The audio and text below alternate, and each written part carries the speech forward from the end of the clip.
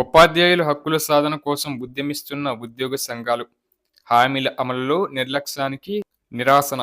ఉపాధ్యాయులు, ఉద్యోగులకు హామీలను నెరవేర్చడంలో ప్రభుత్వం విఫలం. ఆంధ్రప్రదేశ్ రాష్ట్ర ఉపాధ్యాయులు మరియు ప్రభుత్వ ఉద్యోగులు తమ హక్కుల సాధన కోసం ఉద్యమం చేపట్టారు. 2024 సాధారణ ఎన్నికల ప్రచారంలో భాగంగా ప్రస్తుత కూటమి ప్రభుత్వం ఇచ్చిన హామీల అమలులో అపరాధకరమైన జాప్యం నెలకొంది.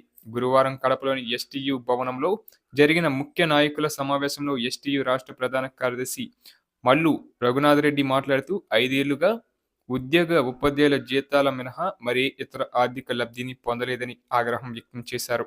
32,000 కోట్లు బకాయిల్లో కేవలం 10% చెల్లింపు.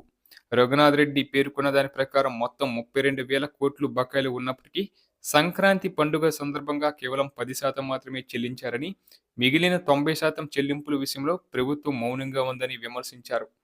ఇందుకు సంబంధించి సరెండర్ లీవులు, డిఏ బకాయిలు, పిఆర్సీ బకాయిలు, జిఎల్ఐ పాలసీలు చెల్లింపులు లాంటి అంశాల్లో ప్రభుత్వం విఫలమైందని పేర్కొన్నారు. అలాగే 12వ వేతన సవరణ సంఘంపై జాప్యం.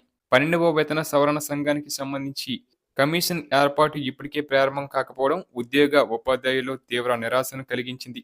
ఈ ప్రక్రియకు ఇప్పటికే 19 నెలలు ఆలస్యమైందని, ఇంకా ప్రభుత్వం ఎన్నికల హామీల అమలుకు చొరవ చూపకపోవడం గమనార్హమని పేర్కొన్నారు. గత ప్రభుత్వం వల్ల ప్రస్తుత ప్రభుత్వం బాధ్యత నుంచి తప్పించుకోకూడదని, బడ్జెట్ అడ్డుపెట్టుకుని ఉపాధ్యాయులకు అన్యాయం చేయవద్దని సూచించారు. రాష్ట్ర వ్యాప్తంగా పెండింగ్లో ఉన్న ఆర్థిక బకాయిలను చెల్లించేందుకు ప్రభుత్వం దశల వారీగా షెడ్యూల్ విడుదల చేయాలని డిమాండ్ చేశారు. ఉద్యోగ సంఘాలను చర్చలకు ఆహ్వానించి సమస్యల పరిష్కారానికి చొరవ చూపాలన్నారు. ఈ సమావేశంలో ఎస్టీయు నాయకులు అలియాస్ బాసా, సంగమేశ్వర్ రెడ్డి, రామ్మోహన్, కె సురేష్ బాబు, బాల గంగిరెడ్డి, రవిశంకర్ రెడ్డి, చెన్నకేశవరెడ్డి, రెడ్డన్న, పద్మాకర్, బాబురావు, వెంకట్, సుబ్బయ్య, దామోదర్, సదీక్ అలీ తదితరులు పాల్గొన్నారు. ఇక ఉద్యోగుల ముఖ్య డిమాండ్లు కనుక చూస్తున్నట్లయితే పెండింగ్ లో ఉన్న అన్ని ఆర్థిక బకాయిలను చెల్లించేందుకు తక్షణ చర్యలు తీసుకోవాలని కోరారు. ఉద్యోగులు పెన్షన్లకు సంబంధించిన సమస్యలను ప్రాధాన్యతగా తీసుకోవాలని కోరుతున్నారు. ఉద్యోగుల హక్కులను రక్షించేందుకు ప్రభుత్వం తక్షణ చర్యలు చేపట్టాలని కోరారు. ఇక ఉద్యోగ సంఘాలు చెప్పిన సమస్యలపై ప్రభుత్వం వెంటనే స్పందించాలని, బకాయిలను దశల వారీగా చెల్లించేందుకు షెడ్యూల్ విడుదల చేసి సమస్యల పరిష్కారానికి చర్చలకు రావాలని కోరారు.